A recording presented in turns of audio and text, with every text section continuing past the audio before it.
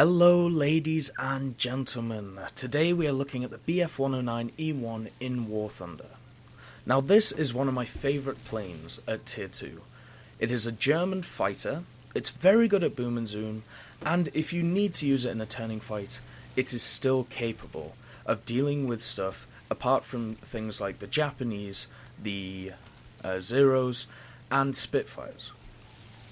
Now looking at the armaments of this thing, it only has 4 7.92mm machine guns, which a lot of people will be put off by. And I can completely understand why, because at this level, even looking at the Germans, you have all the other BF-109s, the Fs, the E-3, and they all have cannons. And they are just better in armament, it's as simple as that. But the reason I like this fighter is, even though there are planes which have better armaments, this one is more maneuverable. It can get in, it can gain a ton of speed in a dive, and it can get out very, very fast. Its climb rate is absolutely ridiculous. It is perfect for boom and zoom, which is the type of play I prefer. Now also you can carry bombs on this thing, which gives it a bit more versatility, but I would always strongly recommend not to do that. You should use this thing as a pure fighter.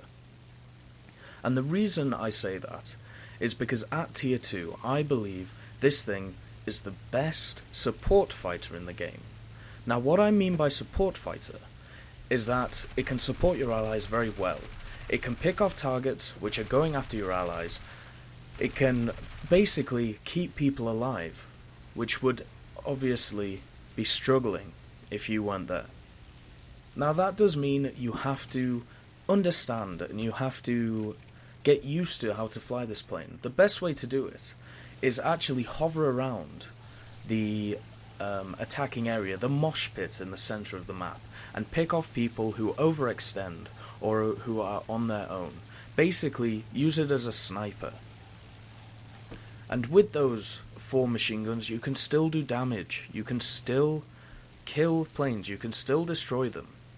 You just have to be accurate, which is why in this plane, I make sure that when I shoot targets, I'm close to them, because I can get some shots in where I want to hit them, and then I can get out fast. Which is why it is perfect for going after that mosh pit area that I talked about earlier on, because you can get some shots in, get out of there, you don't have to turn. Spitfires are turning, they will have less speed than you, they won't be able to get any hits on you. And also, when you overclock this engine, it does really well. Now a lot of people would say because you have a high rate of climb, you should go after bombers. I can understand them saying that in any other BF-109 except for this one, because this one does not have the firepower to take out bombers. Even knocking out pilots is hard in this plane, so leave that to your other teammates.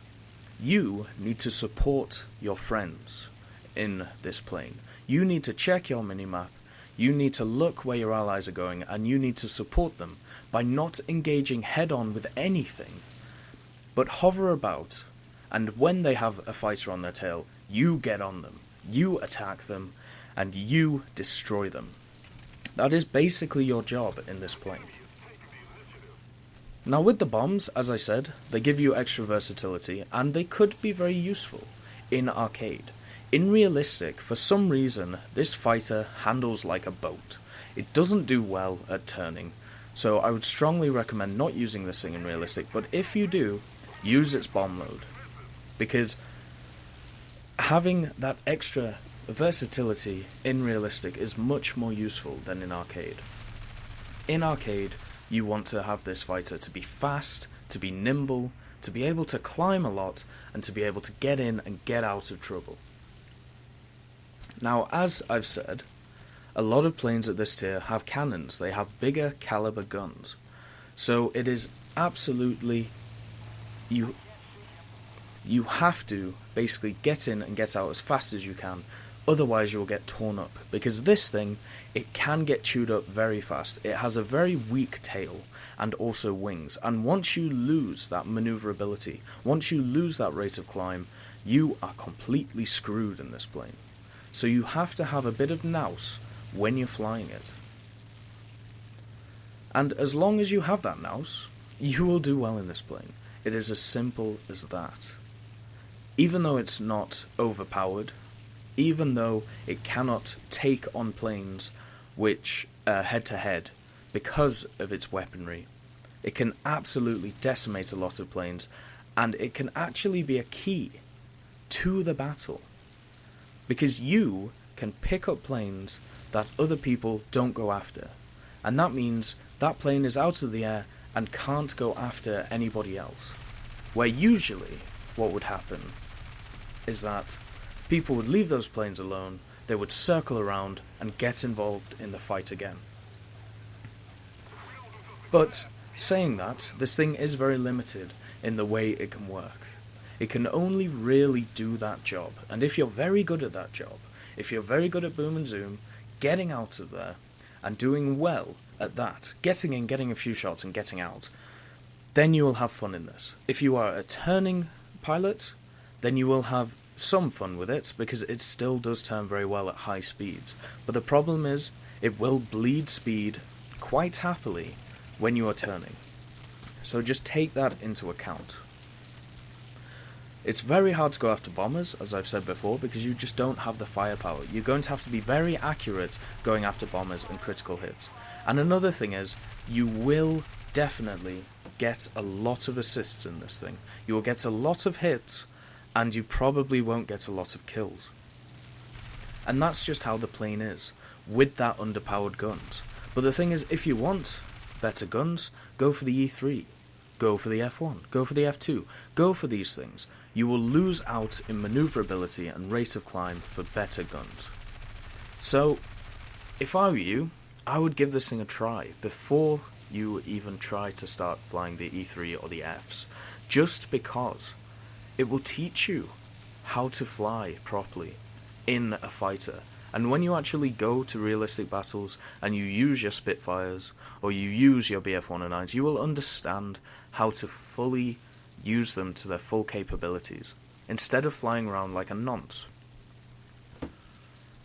It is definitely a teaching fighter, like I said, but it also has more uses. It is definitely a support fighter. It can go after bombers. You can give it a bomb load, even though I strongly recommend against it. You can do all of these things. It is a great little machine, and the amount of speed it picks up is absolutely amazing. Now, you will do very well against British fighters, American fighters, and Japanese, but it seems I've struggled a lot with this thing against Russians, because Russian aircraft are made out of very, very strong materials, so it's very hard to take them apart. And in other aircraft, which do have cannons and which do have high caliber machine guns, I go after the engine in a Russian aircraft. But with this thing, even if you go after the engine, you are not going to be doing a lot of damage to it, so it won't be very easy to take it out. And as you can see from this, I just took out that Mitchell, which was quite lucky, and because I've turned around, I still have the speed to go after this Hurricane. Even though this Hurricane could easily outmaneuver me, I have the speed advantage, so I can get away if I need to, and I can dive on him when I have to, which shows how good this plane is in arcade. It's one of those planes which the new update basically hasn't screwed with, and it still has the same flight model, where a lot of planes in this new update, basically I feel like their elevators have been shot, and they can't climb to save their lives. But this thing is not like that at all. Kind of like what I'm chasing here, the Air Cobra. The Air Cobra has a very good rate of climb and very fast in a dive. Same with this thing, except that it has the maneuverability. As you can see, I'm just going around peppering people, and because I have the greater speed, they can't get on my back and they can't attack me. But as I said, the problem is, if they do attack you, they will tear you apart. So get in and get out. Proper boom and zoom fighting. That's exactly what you have to do in this thing. And if you don't, you are going to struggle. It's as simple as that. With the guns, try and aim for critical areas. Try and aim for the pilot if you can. Try and aim for the engine, maybe the front of the plane, because you are going to be diving on them. Do not aim for the tail, because that can soak up bullets. You could maybe go after the elevator, but you're still going to struggle with that accuracy with this thing. You're going to have to be pinpoint accurate when flying this. So if I were you, I would always go after the front of the planes, because it doesn't matter if it's a cannon shot or a machine gun shot, you will take out that pilot if you hit him dead on, as long as his vitality isn't through the roof. But as I said before, use this thing as a supporting fighter.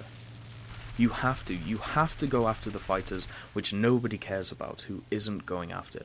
You have to finish people off who are struggling. Because if you don't, they will come back and haunt your team. Use this thing as the proper teammate. And unfortunately here, as we can see, my allies are so cared about getting the kill, they ram straight into me. Now that will happen sometimes when you dive on people, so don't worry about that. But basically, this plane is brilliant. Just like the E3, just like the F1, I have great fun flying them because of their boom and zoom. Because they can get in and get out. But the E-1 is the best out of all of them, because it doesn't have that heavy front engine. It doesn't have those heavy cannons. It can get out very, very fast. And it is awesome. So here is the result screen. As you can see, I got 3 aircraft destroyed with the BF-109 E-1, which is pretty decent actually, when you're flying this thing. Only 5 critical hits though, at over 33 hits. Now that just shows the machine guns aren't great, and I got 5 assists. You will get a lot of assists in this plane, but that's okay, because you still get a lot of XP and lines for them. But the fact that I have got a lot of hits and not a lot of crits, that may put people off it. But that's fine. If you want to use a different aircraft, use the E3. But I'm telling you, use this E1 to learn how to boom and zoom, to learn how to use fighters in a great way. So, thank you for watching, and have a great day.